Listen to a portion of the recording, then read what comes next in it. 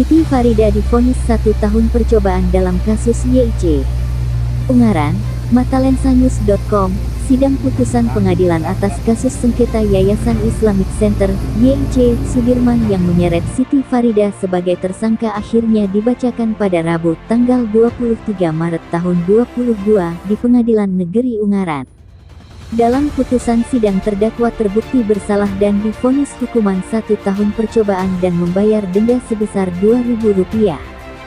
Ditemui usai persidangan, pengacara terdakwa, Dr. Der.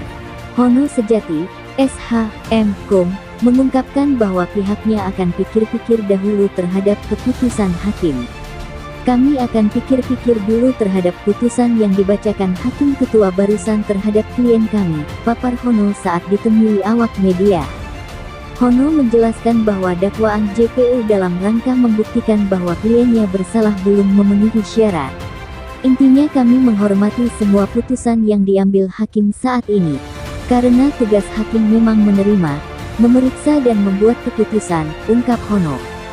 Saat disinggung langkah apa yang akan diambil oleh pihak terdakwa, Hono mengungkapkan masih akan pikir-pikir lebih dulu. Sementara itu pengacara penggugat, Imam Supriyono, SH.MH mengaku kecewa dengan putusan hakim yang dinilai terlalu ringan. Kami sangat kecewa dengan putusan hakim yang terlalu ringan. Putusan ini jauh dari tuntutan yang dibuat jaksa sebelumnya, ungkap Imam. Guntur dan Wahyu Nugroho melaporkan dari Ungaran, Jawa Tengah. Pertama, saya harus menghormati apapun putusannya hakim. Dengan 1 tahun ini sebetulnya penasihat hukum juga kecewa. Gitu. Tapi ya kita sekali lagi menghormati putusan hakim. Itu saja. Jadi dengan alasan hakim bahwasanya seharusnya benar terbukti bersalah itu, menurut tanggapan jenengan apa itu? Sebetulnya kalau tanggapan dari penasihat hukum itu pembuktian itu kan harus ada ya alat bukti paling enggak 2. Ini sebetulnya belum ada baik dakwaan JPU dalam rangka membuktikan itu belum memenuhi apa yang dilakukan itu. Tetapi sudah memang itu putusan hakim. Sehingga kita sekali lagi menghormati putusan hakim apapun putusan hakim. Itu artinya menerima Pak ya? Ini menerima mungkin. Jadi langkah selanjutnya apa? Mungkin masih ini ya berapa hari itu. Semoga bisa berhasil. Oh iya, ya pasti. Nanti jadi pikiran. Iya, karena ini harus saya mulai sama pria yang lain, juga dengan terdakwa kan harus dipikir dulu lagi karena ada menghormati hukum dan masih ada tinggal waktu. Terus nanti kalau situ mau Pak Banding apa ya? Banding tentunya harus kita ikuti seluruh acara apapun yang kita banding ya buat menurut banding kita membuat kontrak menurut banding semua kita ikuti ya berbeda.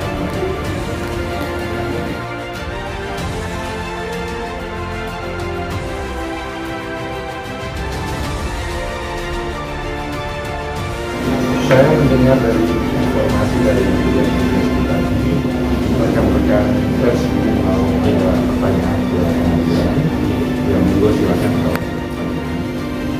Terkait putusan perkara pemalsuan yang baru itu tadi hakim mengatakan bahwasanya terdakwa terbukti bersalah dan meyakinkan.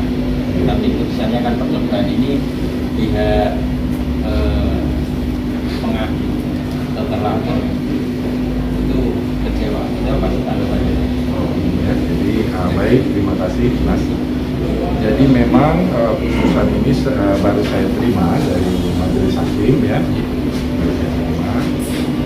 Memang saya baca di sini adalah terdakwa itu terbukti ya, Siti Farida binti Haji Muhammad Mansur telah terbukti secara sah meyakinkan bersalah melakukan tindak pidana untuk memasukkan keterangan palsu dalam suatu akte ya, mengenai suatu hal kebenaran yang harus dinyatakan oleh kita.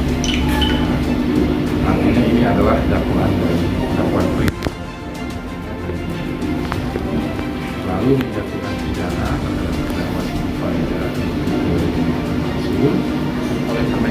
pidana penjara selama 1 tahun. Ya. Yang poin 3-nya menetapkan pidana tersebut tidak bisa dijalani kecuali jika di kemudian hari ada dasar hukum yang menentukan lain disebabkan karena terpidana melakukan suatu tindak pidana sebelum masa percobaan selama 1 tahun terakhir. Ya, mengenai barang bukti, ini barang buktinya 1 bendel asli berita acara keputusan di Yayasan Islamic Center dan 1 bendel asli surat dari kuasa Muhammad Samsuri dikembalikan kepada Taufan Fajari Abdul Ishaq almarhum. 1 bendel asli Salimat Akta nomor 6 perihal peringatan keputusan di Yayasan Islamic Center dikembalikan kepada terdakwa. 1 bendel asli Salim nomor 10 sampai dengan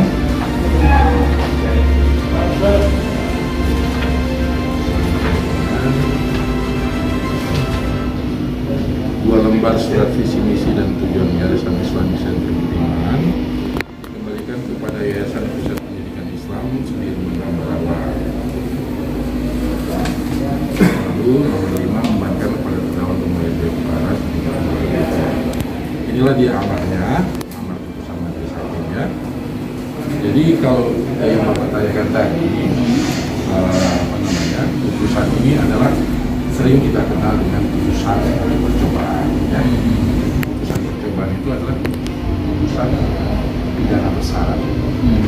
Maksudnya si terdakwa ini dinyatakan memang bersalah, tapi dia tidak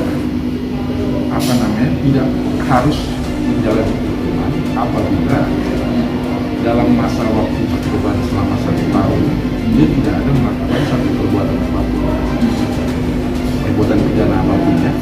Nah, kalau seandainya di dalam masa percobaan selama 1 tahun melakukan suatu perbuatan pidana apapun, barulah dijalani hukuman percobaan. Itulah kira-kira maksud daripada apa sih Pak yang menjadi pertimbangan dari pihak majelis sehingga hanya dijatuhi hukuman 1 tahun saja percobaan yang menjadi pertimbangan Pak? Nah, nanti kalau misalnya menjadi pertimbangan itu bisa nanti mas-mas lihat di putusan MK ya, karena saya sebagai humas tidak boleh, yang juga sebagai hakim ya, tidak boleh mengomentari putusan hakim ya, itu kode etika. Ya, terus tadi kan disampaikan kalau selama 1 tahun tidak dilakukan, apakah ketentuan pidana yang dilakukan bersama melanggar kalau minta itu sebagai pidana menikah, apakah nanti bisa jadi dasar untuk memenjarakan semua perbuatan pidana termasuk pelanggaran lalu lintas itu? Ya. Jadi seperti harus menjadi warga negara yang baik lah, Taat hukum ya Pak? taat hukum selama 1 tahun. Kira-kira itu. selama 1 tahun. Artinya masa percobaan itu boleh di luar kota atau cuma di wilayah kota, dalam kota atau seperti apa? Seluruhnya Se-Indonesia. tidak dibatasi dengan wilayah. Cuma kalau melakukan pelanggaran hukum saja. Yes.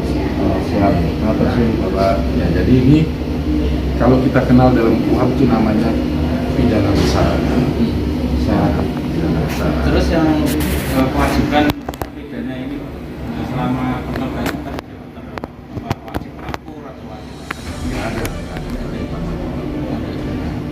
Terus apakah ada pengawasan khusus dari pengadilan sehingga tahu dia melanggar atau tidak? Nggak ada. Nggak ada. Ya, nggak ada. Karena itu kan pengadilan hanya melakukan putusan ya. Lalu nanti kalau seandainya kalau ada satu tindak pidana yang dilakukan di kemudian hari itu adalah kewenangan dari kepolisian atau yang lain. Jadi selain itu di sini juga saya bisa sampaikan bahwa musyawarah majelis hakim itu hari Rabu tanggal 20 kemarin ya. Lalu putusannya juga dibacakan pada hari dihadiri oleh penuntut umum dalam hal ini Prokurtur Ayat dan terdakwa dengan pidana lalu Lalu terhadap putusan ini, baik terdakwa maupun penasihat hukum bisa menggunakan haknya sesuai dengan